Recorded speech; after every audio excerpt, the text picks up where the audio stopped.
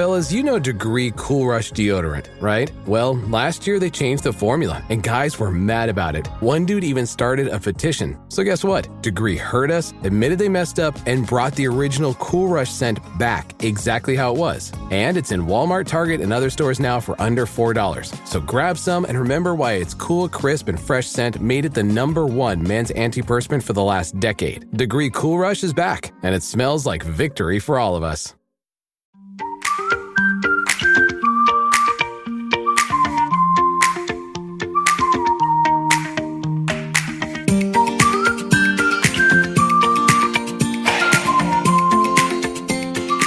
Welcome back to Realistic Sustainability, and this is Mike, just Mike. It's been a little bit of a week, I gotta tell you. Actually, it's been quite a bit for the last couple of weeks. We've planned out a couple of shows. I'm working out with some of our team. Thing you know, I'm sick, they're sick, everybody is sick. On top of that, it seems like our country is making decisions that don't go well with the rest of the world. There's a lot of stress going on. I would love to sit and discuss each and every one of those decisions the United States is making right now, but I don't think I'm in the right frame of mind to do that. And we were just talking about January being Mental Health Awareness Month. And I think with this rapid fire crazy has been here in the United States, it makes it really challenging to get where you're supposed to be and do what you're supposed to do. And then on top of that, there's illnesses going around. Now, I am not one to get sick. Matter of fact, while I was sick, it scared my children. That's how often I get sick. But it was significant and it was challenging. And that was more than a week. And so if my voice sounds very scratchy, if I don't sound normal, that's why. It's also why I'm here by myself today. This show that I was going to do today was actually designed to be a short, but there's a lot to go along with it. And it's time to do a normal show. So instead of making this show a short, I'm going to try to put in the detail, put in the effort, and make this a normal like show. Now, for me, it's wildly awkward. I'm not great at talking to myself, and I have to remember that I'm talking to you, all of you out there, instead of just talking to myself because that's just weird. So I've never really been able to do single shows like this very often. So we'll give it a try. We'll see what happens, and hopefully you'll enjoy it. This show is purely because of where my mental state is with everything going on, with being a little bit sick, but also with being a sustainability nerd, being a tech nerd, being a person who cares about other people, and watching the decisions that are being made in our country at this moment. I understand some of you are going to hear this and go, I don't like you anymore. Well, that's just how politics works. I don't take it personal. Everybody has their little tribalism thing. What I do say is, I think by now you know that pretty much everything I do is generally good for people, generally good for the environment. Those are going to be the sides that I pretty much stand on. So if you're shocked by me saying I don't like what's been happening in the United States, then maybe you haven't been listening very closely. But what I decided to do was instead of go on rants, instead of getting mad, which I always talk about not doing, and instead of taking a negative approach to something that when you kind of feel like taking, I decided to look into history and see, is there something positive we can talk about? There is. Now, unfortunately, it's following a death. Last December, we lost former President Jimmy Carter. And what I've decided to do was, let's take a look at him. Now, if you're running around with red shirts, you're probably saying, oh, he was terrible. He was terrible. He was all about inflation. Or he did poorly with Iran hostages. Or you may understand him as the peanut farmer, the good guy, the person that people elected during a time where they felt like they feel today, where everything was negative and everything was a fuck. They looked for that person who was a good human being to lead the country. Now, I'm not qualified to say if he's a good president or not. There's plenty of people out there that can make those distinctions. What I can tell you is in my reading, he's a hell of a man. He's a great person. And it doesn't matter what letter is on the back of your name, your actions of who you are make who you are. And for me, reading this, it's making me feel better that there are people out there who kind of buck the system and do good for others. But there's people out there who just choose to do better. Now, did President Carter make every decision perfect? Absolutely not. Was there some decisions in history that even he kind of kicked himself for? Absolutely. But in general, in a time period where there is still turmoil, when we were going through racial issues and all kinds of global concerns, this peanut farmer stepped in to do the job. So let's take a second, take a breath from everything else that's happening out there, and let's together kind of learn a little bit about Jimmy Carter. Jimmy Carter was born in Plains, Georgia. And honestly, I didn't know this, but he's considered to be the first president to be born in a hospital. That seems weird to me, but maybe that's just because I just assume everybody's born in a hospital. I'm not sure, but that's the first thing that pops up when you talk about his youth is that he is the individual who's considered to be the first president born in a hospital. He lived with his family on their farm in Georgia until he completed high school. Now, he only had 11th grade. There was no 12th grade at that time, or at least there. And he actually would have been the valedictorian of his graduating class, but they took it away from him because on April 1st, him and his friends decided to skip school and play some pranks and go watch a movie kind of thing. And because of that, they stripped away that title from him. I bet you, looking back, it never bothered him. Carter, who received his bachelor's degree in science from Georgia Tech University, received his bachelor's degree in science from the Naval Academy the following year. He took his schoolwork very seriously. And during his time at the Naval Academy is where he met his wife, Rosalind. Rosalind? Roslyn? I'm not exactly sure. I'm sure someone will tell me down in the comments, and I will be perfectly happy to get it right next time. Which those two were about adventure. Those two fit together like puzzle pieces. The more you learn about each of them, how they never met prior to this is beyond me. They were happily together their whole time until she passed away November 19th of 2023. Rosalind was a writer, an activist, and a humanitarian. So you can tell right now between who she was as a person and who he is as a person growing up on that farm, that honor, integrity, those ran deep in the Carter family right from the very beginning. In 1946, Carter, now an ensign in the Navy, had numerous deployments in both the Atlantic and the Pacific Ocean while serving. He left active duty in 1953, but was a reservist all the way through 1961. After returning from the Navy, the tech savvy Carter, because remember, all that science he learned in college, was able to rework his property that he inherited from his family, updating and resetting his peanut farm. This was probably the happiest time of his life. Jimmy Carter was probably never happier than when he was out there managing his peanut farm. I know, I understand that. No matter how the world works, there's always periods of time in which the hustle and bustle get to you. And when they get to you, you just want that slow time, that work on the land kind of moment. And that's what Carter had, but he didn't have it that long. It was only a couple of years later when he became a state senator in 1963 and then had to leave that because already he had become the governor of Georgia in 1966. And that is really where he started to do his work. As a senator, it was more day to day. He just dealt with what showed up in front of him. But as a governor, he knew he drove the state. He was the pace, he was the tone, and he treated it as such. Carter started quickly. He didn't just ride it out like many people do. He spent the majority of his time working hard to make sure that schools with less resources were brought to the level of equal funding as those that had more. He set up community centers for mentally disabled children and even increased educational programs for convicts in prison. Not even sure if that's the correct term these days, but it was from the reading material. So, inmates, convicts, I'm not really sure how to say that, but that's what he was doing. He was putting together the library programs for inside of the prisons. He was also setting up educational programs where they could get certificates. And then for the environmental side, he vetoed a bill that where there was a dam planned on the George and Flint River. And this is what actually started to bring environmentalists to Carter's side. Carter, while being the governor, ended up being that voice of good, that person that when people saw him, they smiled. That is what led him to the presidency. After Nixon and Gerald Ford, there was a period of time of fatigue, not too much different than today. And during that time of fatigue, instead of people doubling down on anger and hate, what they did is they voted for a person. That person who is a good human being.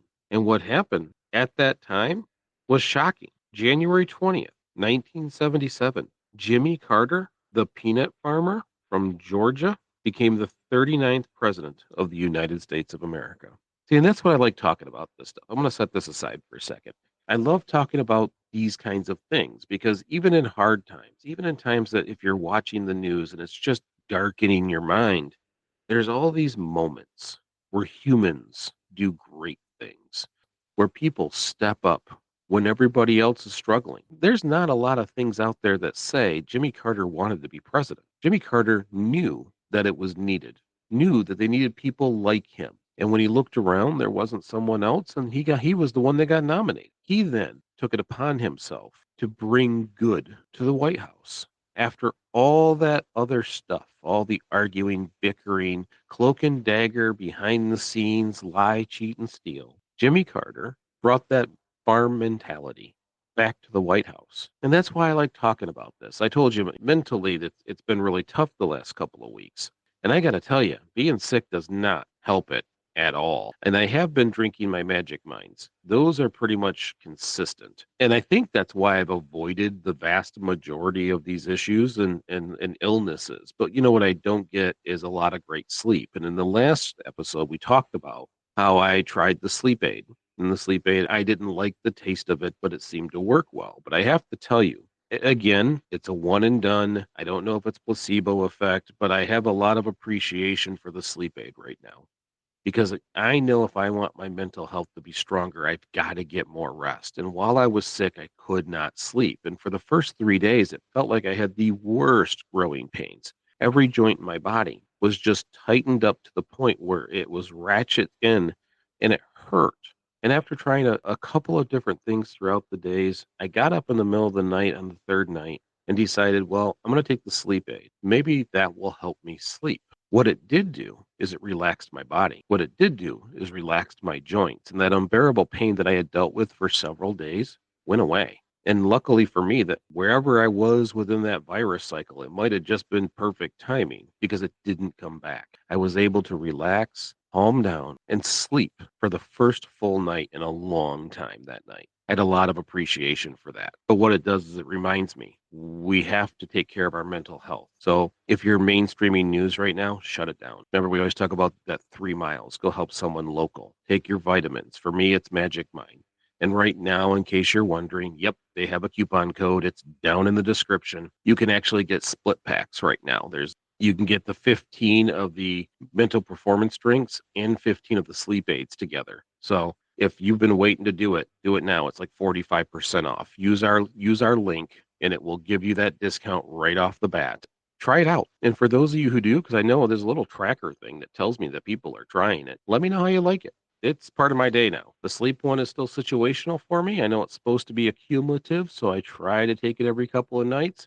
But for stress management, the daytime stuff is part of my life now. So try it, see if you like it. 45% off. Click the link. Tell me how you like it. Anyways, let's get back to it.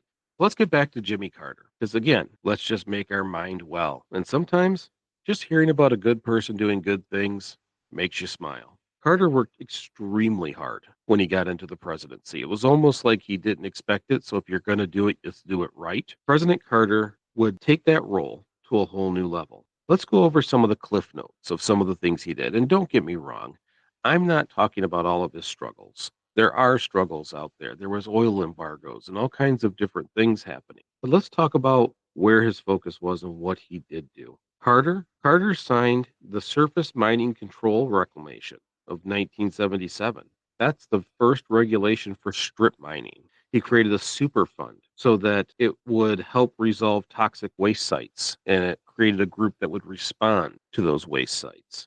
Carter defined 56 million acres in Alaska as a national monument, the protected Arctic National Wildlife Refuge. And he did that because he held that land until he could get an actual conservation act completed. So the Alaska National Interest Lands Conservation Act of 1980 doubled that land, set it all aside for national parks and refuge for animals. That's why Alaska isn't drilled in every spot. A large chunk of Alaska is protected for nature. In 1980, Carter signed into law the Mental Health Systems Act, which allocates block grants and was considered to be a landmark legislation in mental health for Americans. That didn't hold all of its teeth for very long. Unfortunately, in 1981, President Reagan repealed the vast majority of it. But there's still pieces of it there, and we build on it at times. Carter signed the Department of Education organization into law, establishing the U.S. Department of Education. And recently, we've heard that's at risk. I will tell you right now, at no point should education be at risk. If someone comes to you and says the department is a failure or it's a waste, remember that almost everybody in your community has benefited from it. And we can thank Carter for bringing that to the United States. He expanded Head Start programs, while his non-defense funds for education doubled. Because sometimes you can say education funding, but it just goes to military learning. So non-defense funding for education at that time doubled. He dedicated his time in there to protecting the environment and giving people opportunities through education. Carter also added 39 new national parks, including the Theodore Roosevelt National Park, Martin Luther King National Historical Park, and the Denali National Park, just to name a few. Plus, Carter also designated more than 40 new wildlife, scenic rivers, and protected areas for biodiversity in all these regions throughout the United States.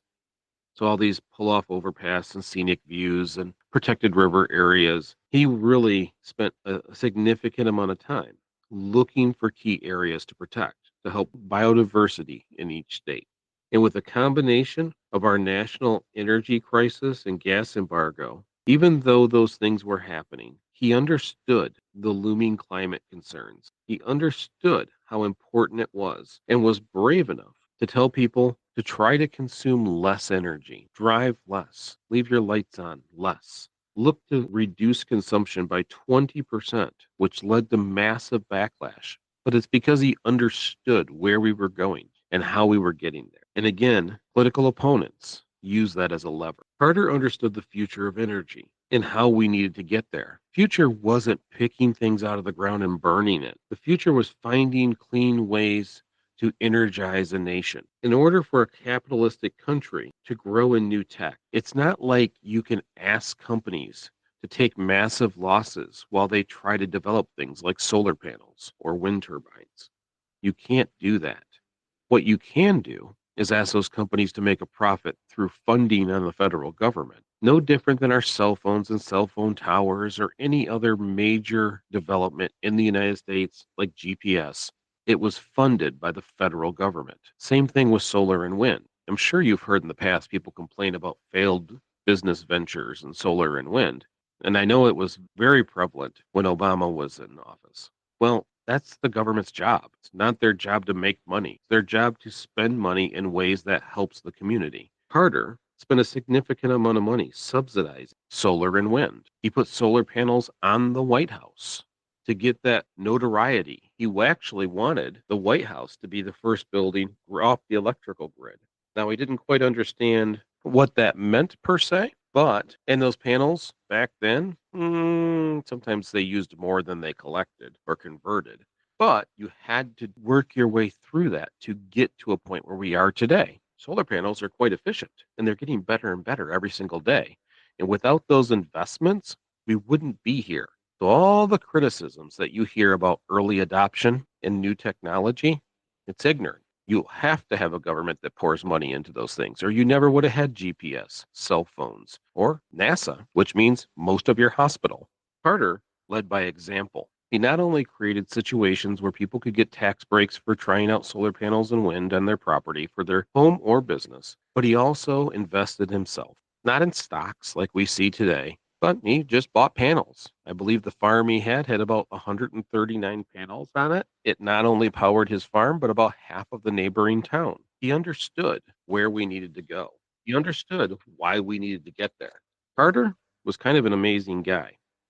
He was a conservationist. He was a humanist at heart. And he had a heart. He cared about people.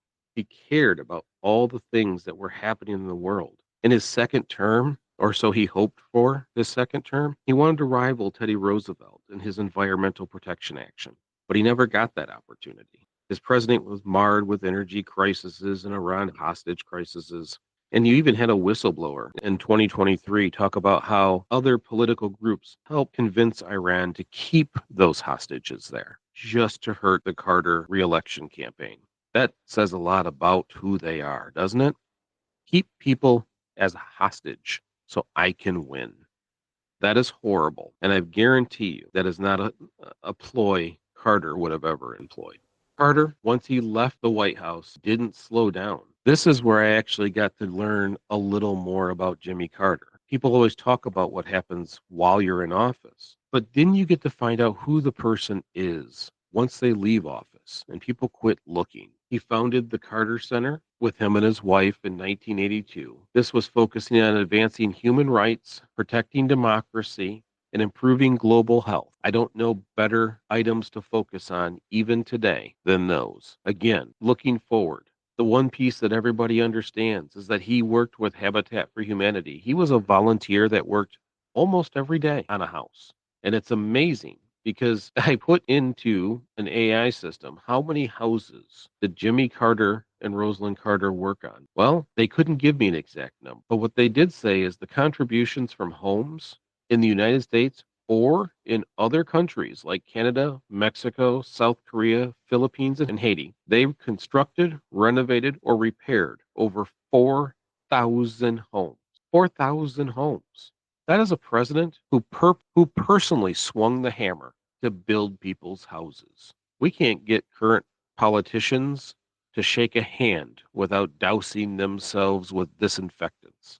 This gentleman went out, got ready every morning, and worked on homes. And he didn't just do that. He couldn't do it every single day because occasionally he was doing international diplomacy. He was working in conflict resolution. There was times he's worked in North Korea, in the Middle East, Haiti. He's been all over. He's respected everywhere. He wrote numerous books, starting in 1980, covering topics from his president to human rights to his faith and aging. He was an outspoken advocate in social justice, environmental conservation, and women's rights. He won his Nobel Prize in 2002 for promoting peace, democracy, and human rights. He has constantly spent his life working on health advocacy. In 2015, Carter was publicly announced with his diagnosis with cancer and underwent treatment and successfully overcame it. He used his experience to advocate for healthcare access and cancer research. This is a person who went through it, beat it, and then went around teaching people why they need to fund it. He was a public speaker for when it came to teaching, education. He lectured on global issues and leadership and ethics. Carter was an impactful, inspiring, honorable, full of integrity. His career showcases who he was as a person. And again, we can go through and dig out little pieces and times in which he was less than happy about some of the things that have happened. But in general, for a body of life, I hope I ever get to this point, the point where I impact even a small fraction of the people that he's impacted with. Jimmy Carter has built homes for 4,000 people, families, which affects not only the people that move into that house, but those children who later understand what empathy is. He's built organizations that help with health concerns. The environmental action alone has saved millions of acres for a long, long time. Personally, I hope that if I'm ever put in a position of power in which I can do the things that he is doing or has done, if I was ever put in a position to finish some of that legacy, that I would be strong enough to do so, that I would be brave enough to stand in front of a bunch of capitalists and say the planet matters too. People matter too, just like he did. Thank you all for listening. I appreciate if you kind of tough this one out. It's just me, so it's kind of weird. Maybe occasionally I'll do this, but I don't know. It's uncomfortable. It takes me out of my comfort zone, and we all know how much I love doing that. Thank you again for listening. I really do appreciate it. Today was one of those days where I wasn't quite sure how this was going to go. At the very minimum, I think at least we got to be happy about someone who really had a great life and helped me mentally a little bit because I get to think about that good person doing good things. Now, I'll go home tonight, and just before bed, I'm going to take my Magic Mind sleep aid, relax, allow my body to recover. In the morning, take my vitamin drink, my mental boost, and continue on my cycle now so that I can be healthier and get through this illness I've had. It has been unbearable. So, again, if you want your own Magic Mind and the 45% off that comes along with being a realistic sustainability listener, click the link below. Just go down in the description, click that link. It will take you right where you need to go. And again, if you try it, let me know. I'd love to hear your feedback. Anyways, if you like this episode, share it with a friend or on social media. If you haven't already, like and follow. Recently, we've got a kind of an uptick in people following the show. So, hey, appreciate that.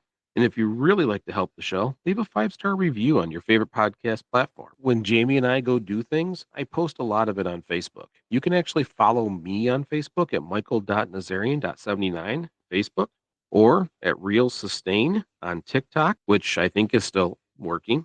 And then Real Sustain GYL at BlueSky and Threads. Remember, we're just trying to get a little bit better. Little bit, big bit. Thank you so much. I'm Mike. I'll see you soon.